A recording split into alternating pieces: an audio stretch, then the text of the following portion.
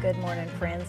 Welcome back to She's At It Again. Today I'm going to be making some beef ravioli, and it's been a while since I've made it. This is a different recipe than what I've used before, so go along with me as we probably goof something up, and you'll see me mess up on it, but at least you'll get an idea of how the process goes.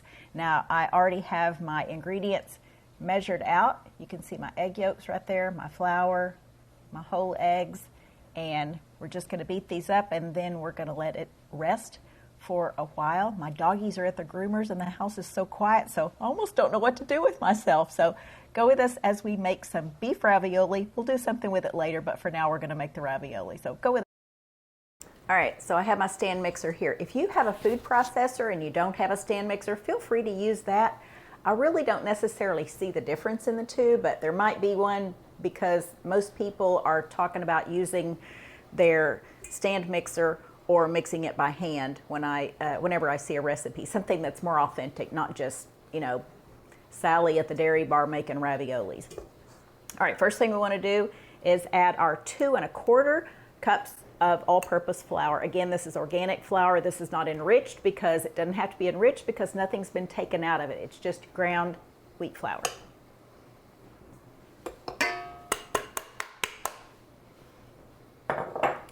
To that, I'm going to add just a little bit of salt just to give it enough flavor.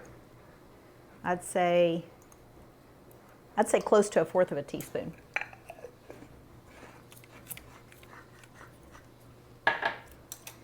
To that, I'm going to make kind of a well in the center. This is my dough hook, and that's what we're going to use for today. I'm going to add 3 whole eggs,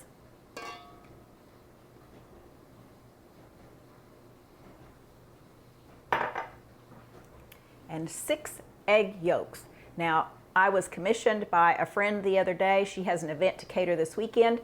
She knows that I make gluten-free angel food cakes, and she commissioned me to make one, so I used all the egg whites and had all these yolks left, and I thought, this is perfect.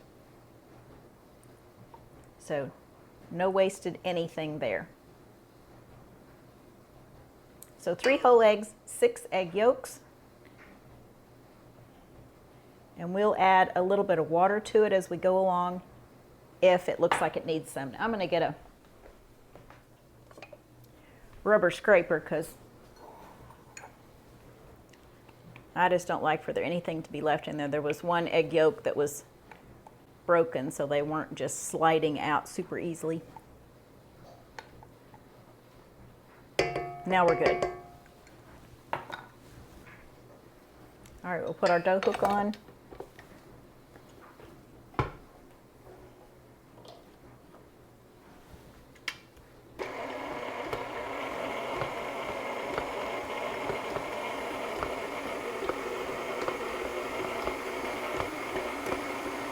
And we'll mix this up a little bit, then if it needs water, we'll add some water to it. Okay, I'm seeing that they're still dry on the edge, so I'm going to add just about a tablespoon of water to that and see how that helps.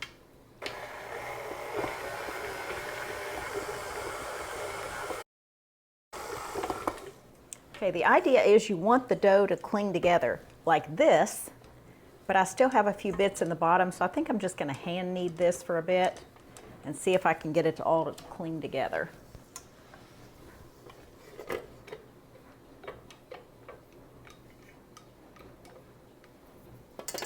So you can see what this looks like. There's still some bits in the bottom that are stuck to the bowl.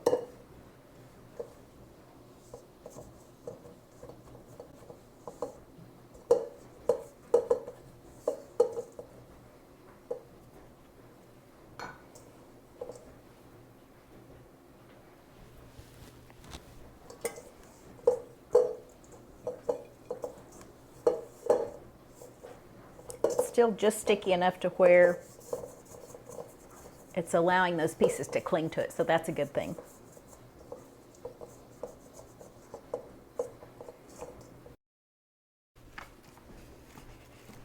We're going to wrap this up and let it rest. So basically, the particles of flour are going to absorb all that liquid in there. and it will rest and again relax, so it'll be easier to handle. Nobody likes to roll out dough that you just mixed up because it just keeps coming back together. It doesn't behave very well. Try to roll it flat. It doesn't want to roll flat. It wants to get back up and play, kind of like a kindergartner.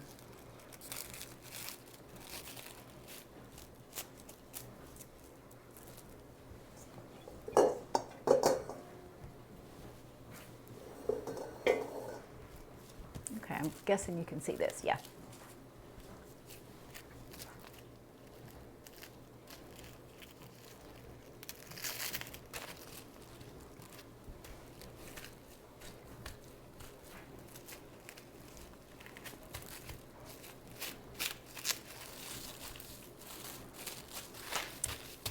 All right, the dough's done. We're going to put this in the refrigerator and let it rest for quite a while. In the meantime, we'll make up our filling for our ravioli, and then we'll try to make it all come together by the end of the day.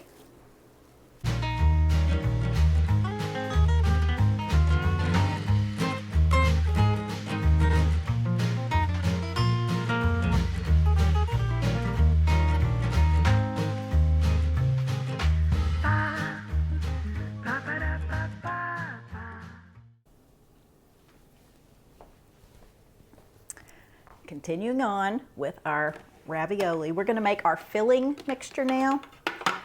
So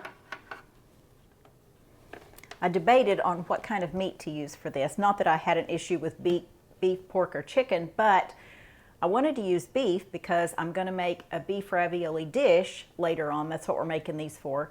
But I just don't like the texture of the ground beef in there. Just something about it, it's not right. So I had made beef bone broth back in December, I believe. This is January right now. So when I make bone broth, I try to buy a package of large bones, but with not a lot of meat on it. Some meat, but not a lot. So what I did was I bought beef short ribs, and the meat that's on those is so incredibly tender, and it has such flavor to it, considering it's only cooked in water and a little tiny bit of cider vinegar just to bring the minerals out in it for the bone broth. But of course I'm not going to throw it away. So what I did was I took the meat off those, put it in a container, and put it in the freezer until I could get all my stuff together and find a recipe that I thought was something worth trying. So what the beef is the beef from the beef short ribs. And when I say it is flavor packed, and I could literally probably pick one of these up and just smush it in my fingers and it dissolves like butter. It is so delicious. So we're going to put this in the food processor, and it's going to be pureed pretty smooth, but that's okay because this is a beef filling for ravioli, so we're not messing it up.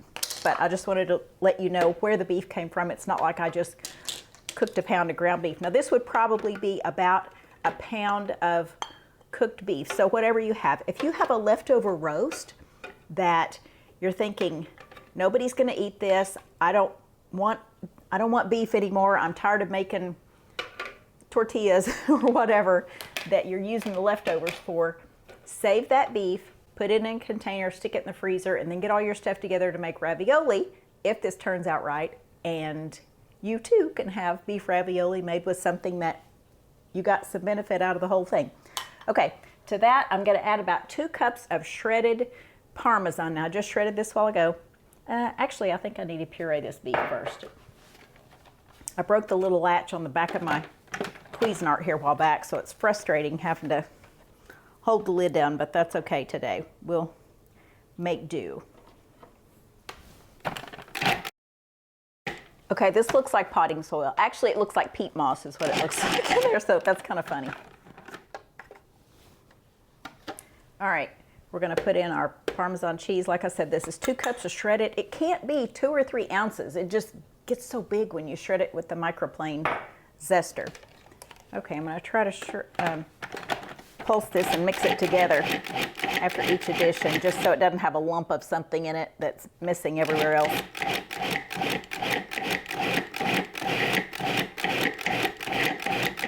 That looks lovely. And I can already tell you, I'm gonna have way more filling than I'm gonna have pasta mixture, but that's okay because I can always make more pasta and make more ravioli. I just freeze what's left over. It's fine. All right, I have a 15-ounce container of ricotta cheese.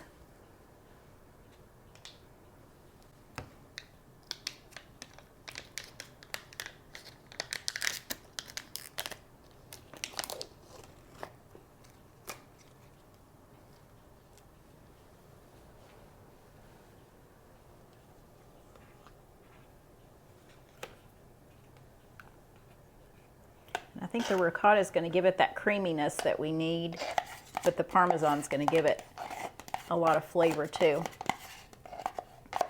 Now we don't want the ravioli to overpower it because our sauce is going to, whatever sauce we just decide to put on the ravioli is what's going to have the most flavor to it. So we don't want this just to be a powerhouse of flavor and knock everything else in the background, but we want it to have some flavor. We don't want it to be bland. All right, now to add a little spice to it. This is the first time I'm making this, so if I mess it up, I won't even know because I don't know what it's supposed to taste like. All right, I'm gonna go with about 3/4 of a teaspoon of dried oregano. I'm gonna go with garlic powder because if I use my minced garlic, then it will leave little chunks of it in there and some parts might have more than the others. I think the powder will just be distributed more evenly. Let's go with about the same amount of garlic powder.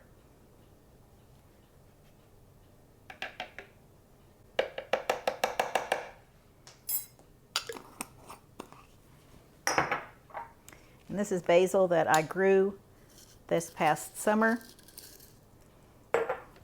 I may not be able to grow a lot of things, but buddy, I can grow the basil. Let me tell you, it is on every step, on every porch, every spot that I can find to put a flower pot.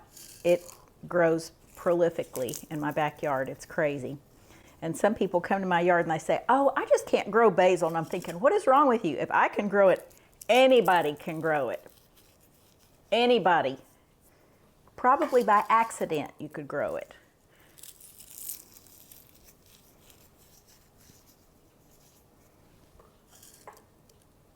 And notice I'm just crushing this up because this is dried really, really well.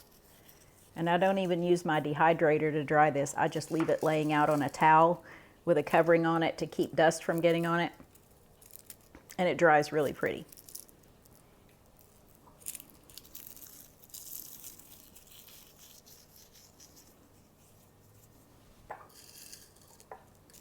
Our sauce in this particular dish that this will eventually go in has basil in it, so I'm not going to try to overwhelm the filling with basil, but just enough to give it some flavor.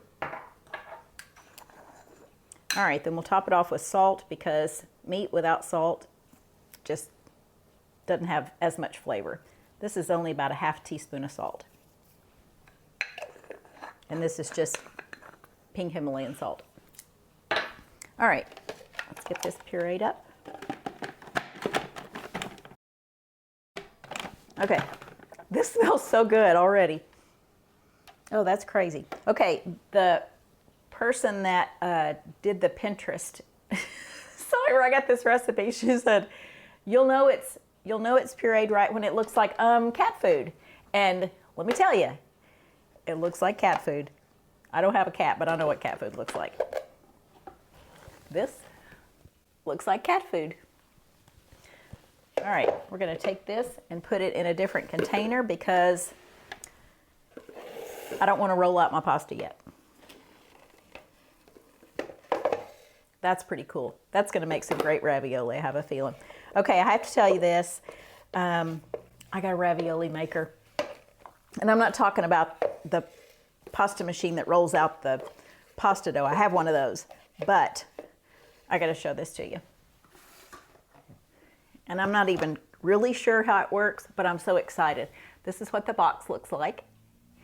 And these are the parts that it comes with. So you put your sheet of pasta on there. It has little legs on it with things that prevent it from scooting across the counter. And then once you get your dough on there, you press this down to make an indentation in it.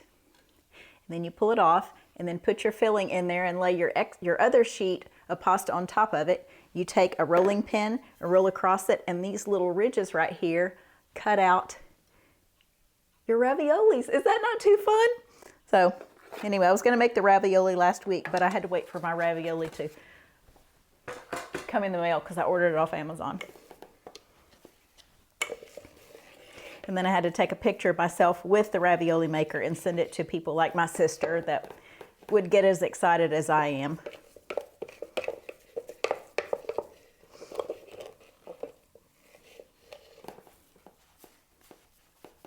All right, this is what our mixture looks like. I'm gonna clean the rest of this out, but you don't have to stand there and watch me clean that out, but that's what it looks like. I'm just gonna put it back in the fridge, and then after a while when we come back, I'll turn the cameras back on. We'll be making our ravioli, we'll roll it out, we'll put it in our ravioli maker and see how that turns out. So we'll be back in just a bit.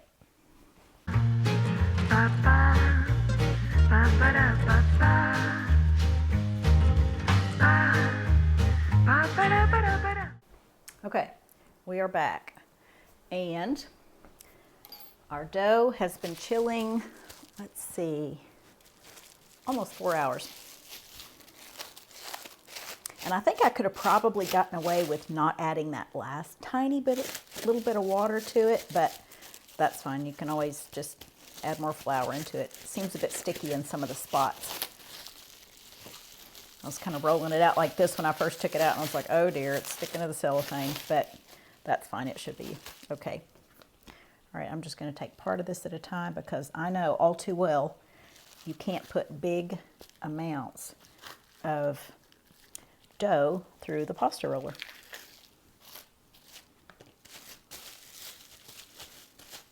Keep the rest of it rolled up.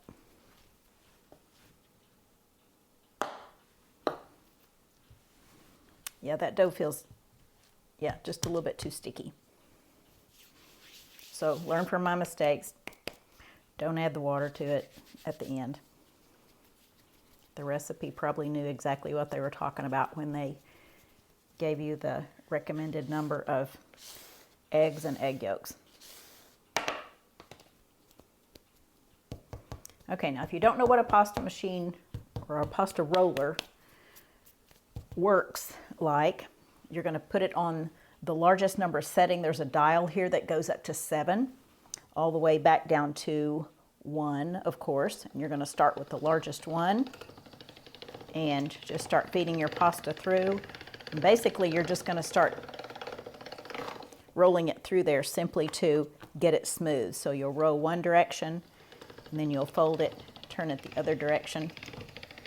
And the reason I'm down here at this end of the island is that because I have plug mold around all the edges of my countertop where I can plug things in, and it just kind of blends in with the cabinet. This is a part down here where, of course, we have 2 bar stools down here, or counter stools, and there's a space down here where I can latch it onto this. There's a kind of a, looks like a vise. And you clamp it onto the counter.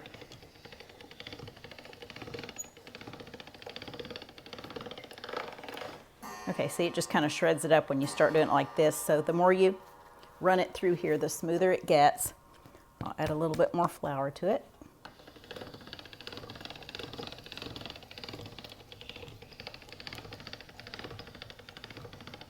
Now the ravioli part, that little gizmo I showed you earlier, came with no directions really. I mean, it has pictures on there, but I mean, good lands. I'm not that smart. It really needs to give me, like, you know, how thin do I need my dough? I'm looking at questions like that, and they're probably thinking, yeah, you know what you're doing. No, I don't. But usually I wing it until I mess it up enough to where I get frustrated, and then it finally fixes itself eventually. Okay, don't panic if your dough keeps looking like that and looking like it's not smooth, because eventually it will get smooth.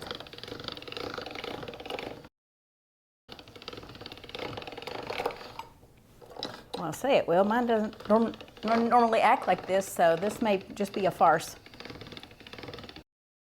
Beginning to wonder how many times do I do this before I go, you know what, it's not working, never mind. And it's been so long since I've made homemade pasta, it makes me wonder, do I have too much liquid in it? Do I have too much flour in it? What am I doing that's not right? Getting a little bit smoother. Okay, so our sheets start looking like this. As soon as I get one that doesn't have holes in it or anything, then I'll move the dial down to 6. So it just gets a little thinner each time. But that's kind of my question. How thin do I get this for it to work ideally on that ravioli press? Okay, I'll put it on 5 now.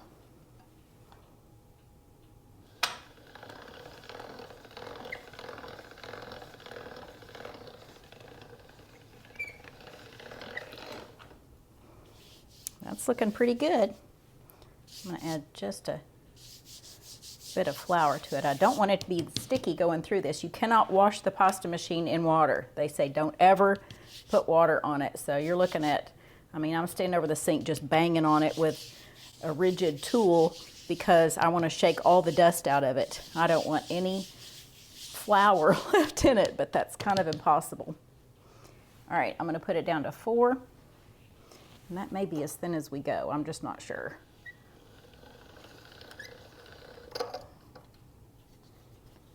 If I had an extra arm, this would be great.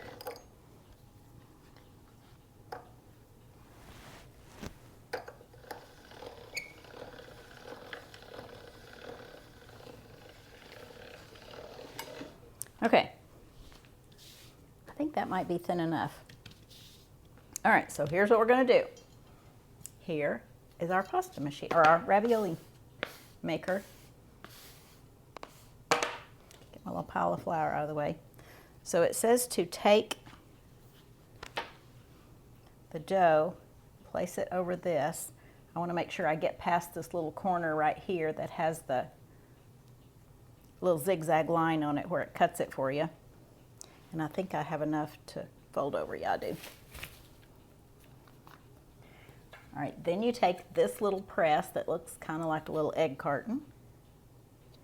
You put it on there and push this down.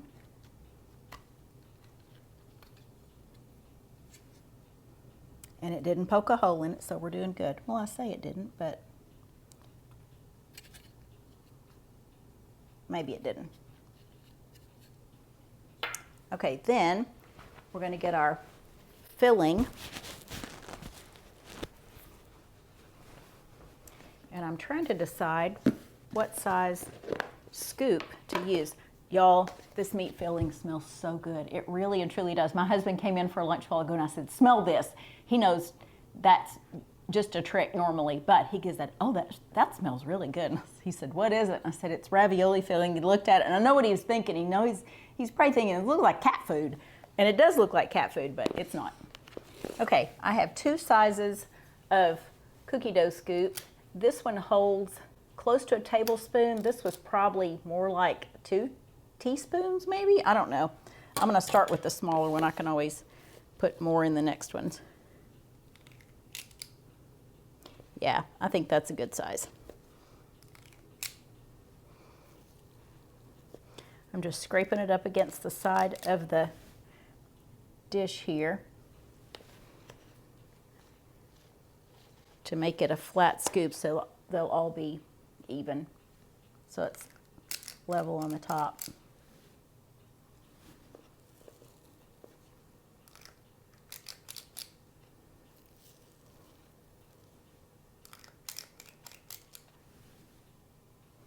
Hope I didn't goof that up by not letting it go over the edge.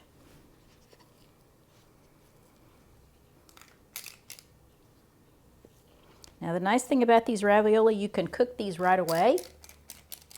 Or what I'm going to do is, I'll put that one upside down. I am going to, I can't remember what they called it, kind of like letting them set.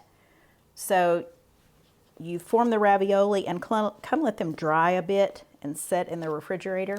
Maybe they called it cure or something like that. I don't know. Anyway, the word to me just meant you were letting the sealed edges set in a little bit better so when you cook them they don't come apart. Okay, set that aside. And then we'll take this, and you don't have to fold it, you can actually cut it in two separate ones. And it says to press it down with your hand, so I'm doing that. It says to press any air bubbles out, so I guess that's what I'm doing, is pressing air bubbles out. All right, then we take our rolling pin. We're going to roll over the top of it.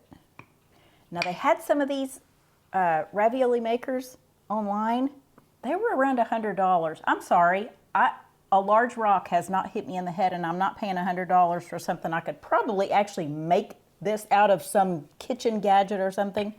But it basically makes, it makes them just like this one does. This one might have cost me, I don't know, $18, $20, maybe.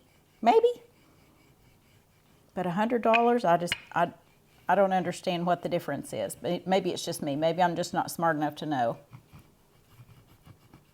Okay, so I'm rolling around the edge of this little zigzag line here. And that's what seals the raviolis, which that's the cool part. I don't even know that you have to wet this. It didn't say anything about wetting the dough. Normally when I make ravioli with my little cutter wheel, I have to brush some water on it so the edges will seal. But this one appears to be doing it by itself.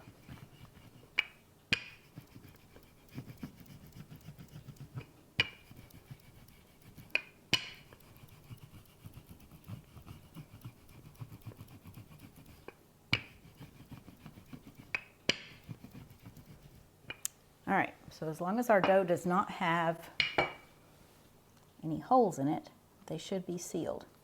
It says to peel this edge away.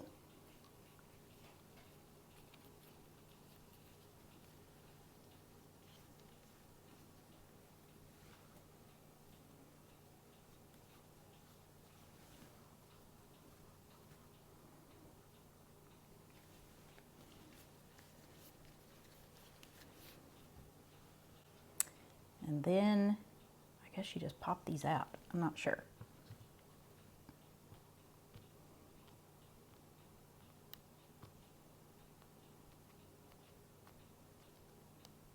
I think they forgot to tell me that part, how you get these out.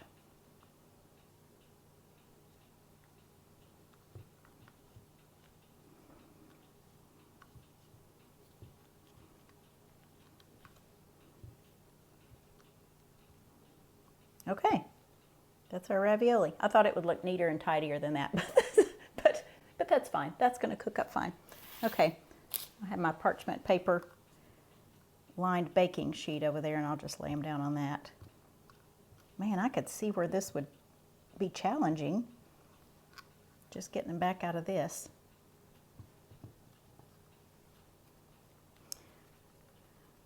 I'm just making sure all the edges are sealed around this. I feel like there's some air bubbles in there, but I'd rather have an air bubble than a tear.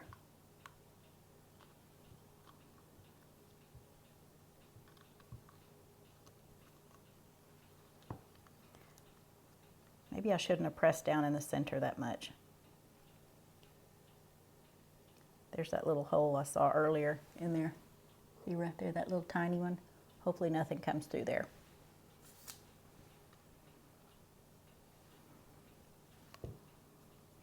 Yeah, so you can actually, I think I was saying a while ago and then I got sidetracked saying something else, but you can cure these in the refrigerator, or you can go directly from this into the pot of boiling salted water, cook them just until they float, which only takes just probably 2 to 5 minutes, really depending on how many you have in the pan and the temperature of your water. But as soon as it starts boiling, you start dropping them in there. But the nice thing about it is you can freeze these, put them in a zip top bag, and you have them ready to go whenever you're ready, because you could cook them from a frozen state too. Again, just put them in the boiling salted water, and then when they float, they're done. So handy dandy.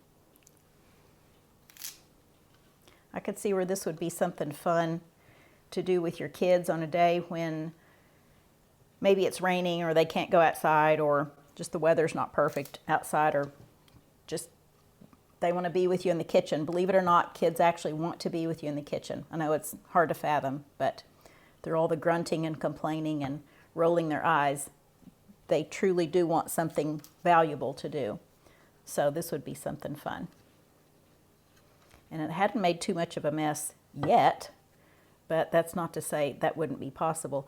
I have a friend, his name is Daryl, and he called me the other day asking me something else. He was asking me about something he thought I'd know the answer to. I probably didn't know the answer, but he said, "Miss Tanya, can you just make a mess? Can you just, I don't know why you wear apron, can you just make a mess when you're doing your videos?" And I said, no, it's not in me. He doesn't understand why I don't just make a mess. I guess because I'm the one that has to clean it up. Okay, this one's trying to make a hole in the top of it too, so got to make sure we push the dough over. I'm not sure why that's making a hole in it, but hopefully it won't explode when I put it in the water to cook it. Okay, so it looks like we have enough dough for several of these pans, and each one of these batches makes, as you can see, 12 ravioli. So this will take me a while, but I think it's going to be worth it. I think this is going to be fun. Okay, now you get the gist of it. So even though this is the end of this video, this is not the end of what we're doing with this ravioli. What I'm going to do is, on the next video, we're going to show you how to make something with these ravioli. And there's a reason they are beef raviolis, because this next recipe is so fabulous. But for now, you know how to make beef raviolis. Even if you don't have the ravioli maker like I do, if you just have one of these little wheels or even a pizza cutter, you roll your dough down, you put your meat filling spaced apart, you put the other layer of dough on it after you brush in between it with some water so the dough will stick together. You cut it out with this and you put it on your pan to cure, and there you go. You have beef ravioli. But I'm telling you, the filling in this is going to be exceptional. I'm pretty excited about that. Even though they might not be the prettiest ravioli I've ever had, I think they're going to be some of the best. So anyway, next video, we'll show you exactly what to do with these, the sauce to put on them. It's going to be phenomenal. I promise you that. It is one of my child's very favorite thing. When she was 8 years old, people could ask her what was her favorite thing that her mama cooked, because she knew they knew we cooked a lot at this house, and she would tell them about this next dish I'm going to show you about in the next video. So we look forward to sharing something again with you soon, and the video for, or the recipe for this is in the description of this video. So see you soon. Bye guys.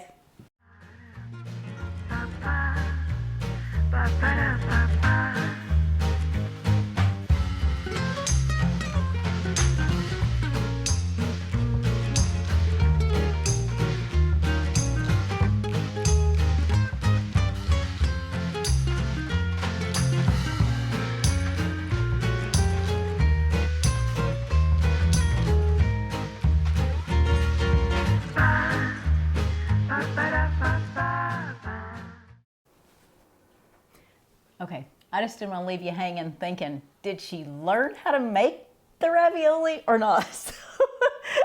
I think I figured out after, this is my 4th batch of putting the raviolis in this. So I just want to show you, this is the easiest way I've figured out so far, just in this one time of trying to make them. So I'm getting my dough sheeted out here. Start it out on 7, of course, it's the largest number. Move it down to 6. I think I was folding it too many times a while ago, and that's why it was doing that lacing effect.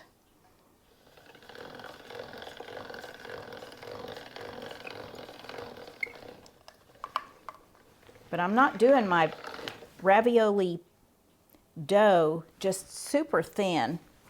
If you see me kind of picking something out of here, sometimes there's those little dried crumbs inside the roller itself, and then they fall onto the dough, and I don't want those dried bits on there because it might make a hole in the ravioli. I think that's what was happening a while ago. I was getting one of those little dried bits in there. It was making a hole in it.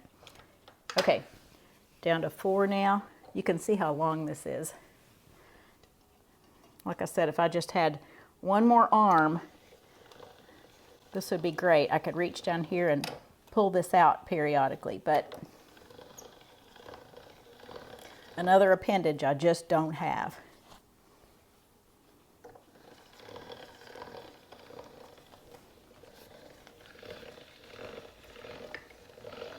That can get really long really quick. All right, as you can see, this is long enough to where I can put it down, fold it over. So here's what I've figured out. If I put flour on this, just a dusting of it,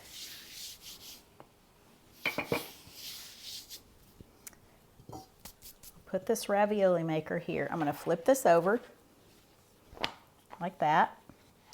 That way it doesn't stick to the frame itself. I'll just leave that little tail down there empty. Make sure I'm getting this in the camera. You don't need to see me, you need to see the dough. All right, put this on the frame, push it down to make the little indentions for our filling.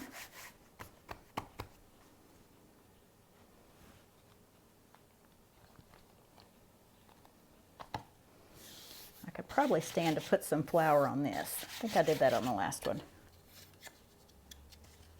because the dough kind of wants to stick to this little plastic bit.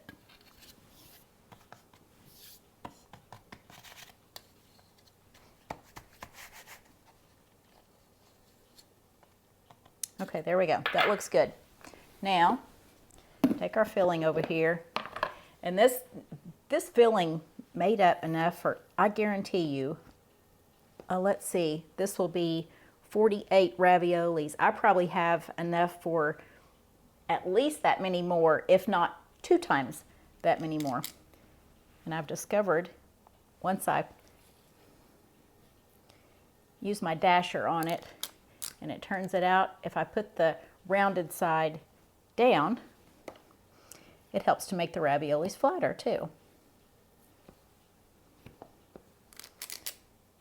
And it said not to overfill them, to use about a tablespoon of filling. I guarantee you that's not a tablespoon, so I don't know how they're making them, but mine are not overfilled.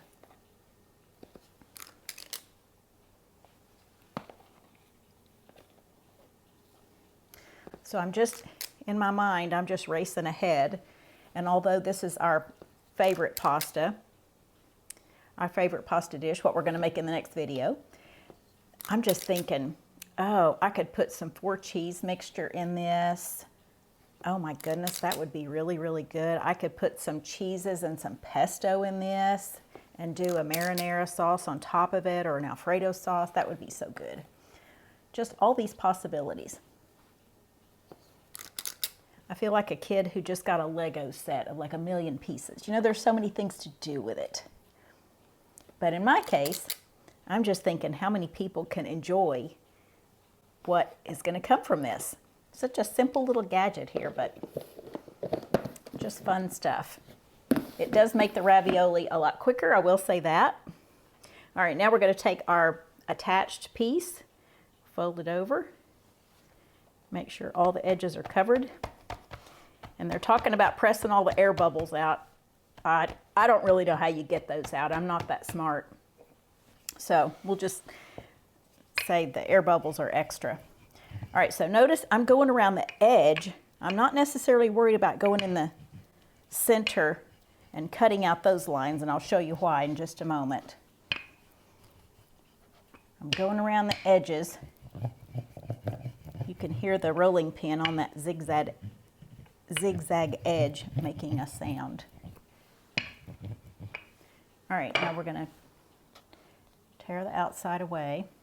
I'll use this to just make extra raviolis by hand. I'm sure I don't have enough for a whole pan. I could probably do 6 of them though, so that might be something.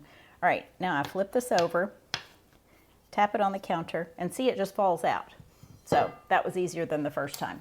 Then I take my crimped cutter right here,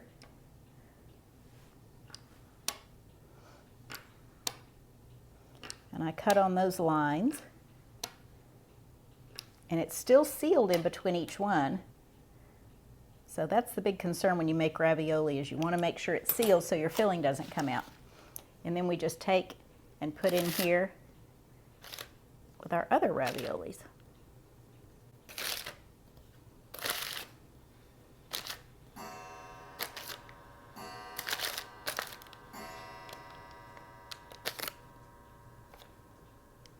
And I think if I layer them on like this, they won't stick together, but I might get a piece of parchment. But I have 48 raviolis in here, and I have enough dough to make a few more. So anyway, just thought I'd come back and show you that so you wouldn't think, wait a minute, she left us hanging. Did it work well or did it not?